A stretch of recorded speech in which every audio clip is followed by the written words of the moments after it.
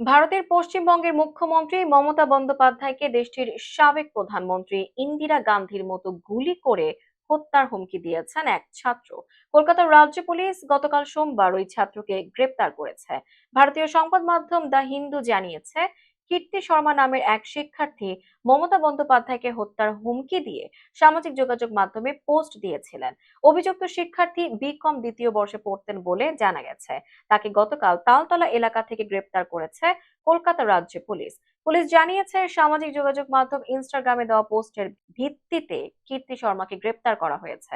তিনি ইনস্টাগ্রামে কীর্তি সোশ্যাল নামের একটি হ্যান্ডেল থেকে সহিংসতা উস্কে দেওয়ার মতো পোস্ট দিচ্ছিলেন। তার বিরুদ্ধে ভারতের সাবেক প্রধানমন্ত্রী ইন্দিরা গান্ধীর হত্যাকাণ্ডের মতো করে মুখ্যমন্ত্রী মমতাকে হত্যা করতে অন্যদের উৎসাহিত করার অভিযোগ রয়েছে। কীর্তি শর্মা তার পোস্টে লিখেছিলেন, ইন্দিরা গান্ধীর মতো মমতা বন্দ্যোপাধ্যায়কে গুলি করুন। আপনি যদি এটি করতে না পারেন, তবে আমি হতাশ করব না। পরে তৃণমূল কংগ্রেসের বেশ কয়েকজন সমর্থক এ বিষয়ে পুলিশের দৃষ্টি আকর্ষণ করলে পুলিশ তাকে গ্রেপ্তার করে।